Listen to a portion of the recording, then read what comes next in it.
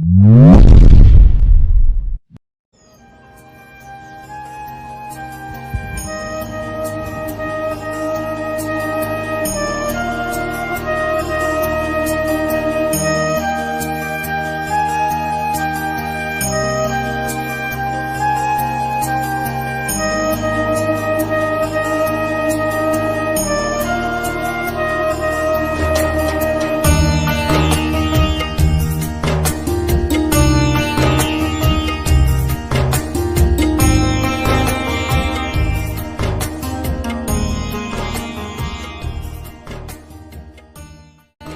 दोस्तों आज हम बात करने वाले हैं सांची के स्तूप के बारे में, जो मध्य प्रदेश में स्थित है। ये स्तूप मध्य प्रदेश की राजधानी भोपाल से लगभग 46 किलोमीटर दूर है और ये रायसेन जिले के सांची शहर में है। ये स्तूप बेतवा नदी के बाएं किनारे पर विंध्याचल की ऊंची पहाड़ियों पर बना हुआ है।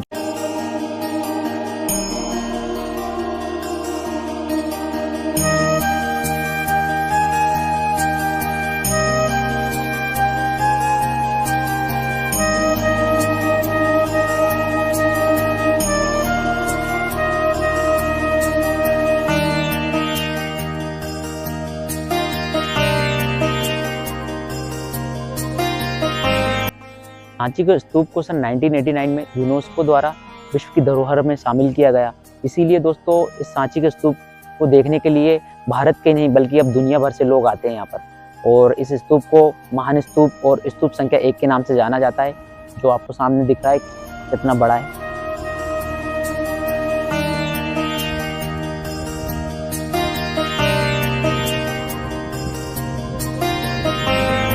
कहा जाता है दोस्तों ये सांची का स्तूप महान सम्राट अशोक ने 3री शताब्दी में बनवाया था। इस स्तूप को उन्होंने ईंटों के द्वारा उनकी रानी और उनकी पुत्री विदिशा की देखरेख में बनवाया था। और दोस्तों उन्होंने इस स्तूप को भगवान बुद्ध और उनके प्रिय शिष्य सारीपुत्र और महामुगलान के अवशेषों और अस्थियों को सुरक्षित रखने के लिए, या कहा जाए तो उनकी याद में इस स्तूप को बनवाया था। दोस्तों सांची में कुल 36 मठ और 18 मंदिर और एक स्तूप के साथ एक महान स्तंभ भी है, जो आप सामने देख सकते हैं।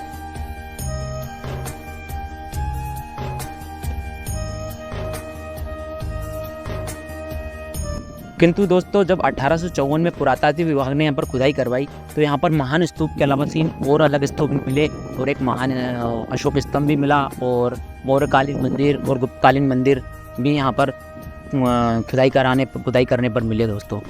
और ये वो महान स्तूप है जिसके बारे में हम बता रहे हैं, जिसे स्तूप संख्या 1 और स्तूप महान स्तूप के नाम से जाना जाता है।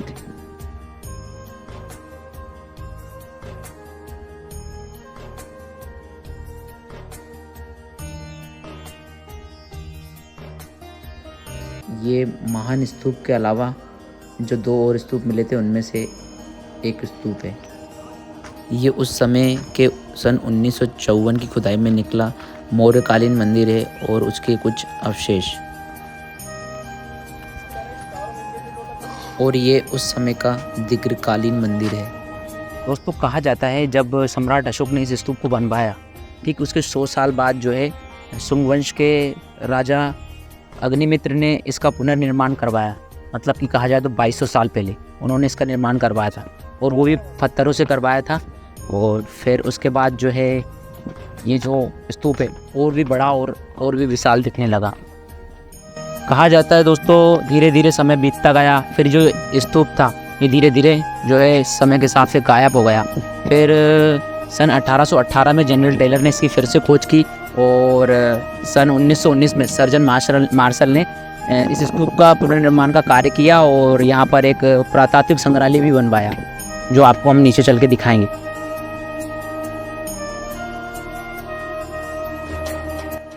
दोस्तों ये स्तूप एक भव्य संरचना है। ये स्तूप 42 फीट ऊंची और 106 फीट चौड़ी है और इस स्तूप में जो है इस स्तूप का केंद्रीय कक्ष एक विशाल गोलार्ध गुंबदनुमा है, जो अपने आप में भगवान बुद्ध की कई यादों और कई अवशेषों को संजोए हुए है। और इस स्तूप के चारों तरफ 4 तोरण द्वार है, जैसे कि एक तोरण द्वार ये है। इस तोरण द्वार में कई कलाकृति है, कई चित्रकलाएं हैं जिनमें भगवान बुद्ध की और सम्राट अशोक के कई कलाकृति और चित्रकलाएं जो आपको इसमें दिखेगी दिखाई। इसे इस स्तूप के चारों तरफ 4 तोरण द्वार हैं और उनमें सब में भगवान बुद्ध की कई चीज़ें हैं जो बनी हुई है। और इसके अलावा यहाँ अशोक स्तंभ भी है जिनमें सम्राट अशोक के 4 सिंग वाले चिन्ह है जिसे अशोक स्तंभ कहा जाता है, जिसे हमारे भारत में राष्ट्रीय चिन्ह का दर्जा प्राप्त है। उस वाले तोरण द्वार में हम आपको बताएंगे अशोक चिन्ह किसे कहते हैं। दोस्तों ये स्तूप का एक और तोरण द्वार है। इस तोरण द्वार पर अशोक स्तंभ बना हुआ है जिसमें 4 सिंग वाले शेर के मुंह बने हुए हैं। इसे हमारे भारत के राष्ट्रीय चिन्ह का दर्जा भी प्राप्त है दोस्तों इस अशोक स्तंभ को। और ये तोरण द्वार कितना प्यारा बनाया गया है आप देख सकते हैं। और इस सांची के स्तूप को दोस्तों हमारे भारत के 200 के नोट की करेंसी में भी दिखाया गया है। अभी हमने आपको इस स्तूप के 2 तोरण द्वार दिखाए थे दोस्तों, और ये इस स्तूप का तीसरा तोरण द्वार है जिसमें बहुत ही प्यारी कलाकृति उकेरी गई है जो आपको दिख ही रही होगी।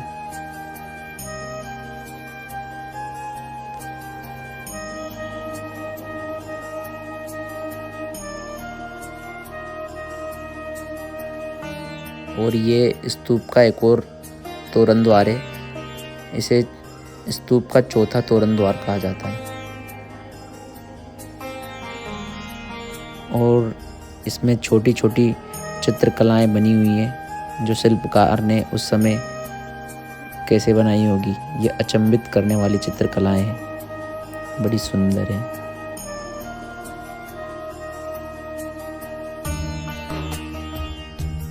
दोस्तों ये ही वो जगह है जहाँ पर बौद्ध धर्म के हजारों अनुयायी उस समय शिक्षा प्राप्त किया करते थे। और यहाँ पर उस समय कितना शांतिपूर्ण वातावरण रहा करता होगा दोस्तों। बहुत सुंदर जगह है ये। और ये उसी समय के अवशेष है जो 1854 में जब पुरातात्विक विभाग ने यहाँ पर खुदाई करवाई थी, तब ये जो अवशेष निकले थे उन्हें आज भी संजोकर अपने इतिहास को बचाए रखने के लिए पुरातात्विक विभाग ने रखा है। देख सकते हैं आप।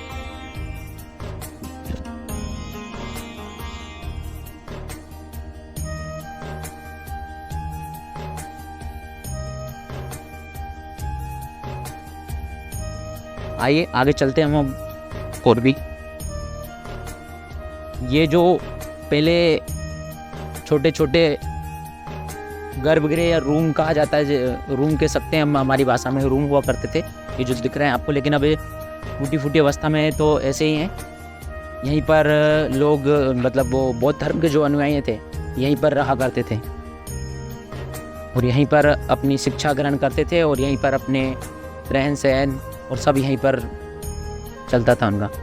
आगे चलिए। ये सामने आपको जो दिख रहा है वो एक मौर्यकालीन मंदिर है जो उस समय अशोक सम्राट ने ही बनवाया था। ऐसे भी जो बहुत पुराना है, लेकिन इसको जैसा बना था वैसा का वैसा ही छोड़ रखा है पुरातात्विक विभाग ने, वैसा का वैसा ही है।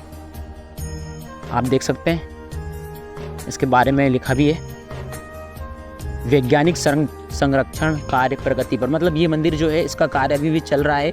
इसे और भी पुरातात्विक विभाग बनवा रहा है, मतलब जैसा था वैसा इसे और भी अलग तरीके से बनवाया जा रहा है, कुछ पुराना और कुछ नया।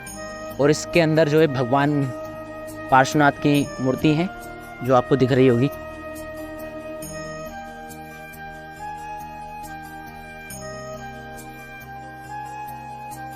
और दोस्तों ये वो जगह है जहाँ पर बौद्ध धर्म के जो सर्वश्रेष्ठ या बड़े अनुयायी थे वो रहते थे। यहाँ पर यहीं पर रहकर वो अपने शिष्यों को शिक्षा देते थे।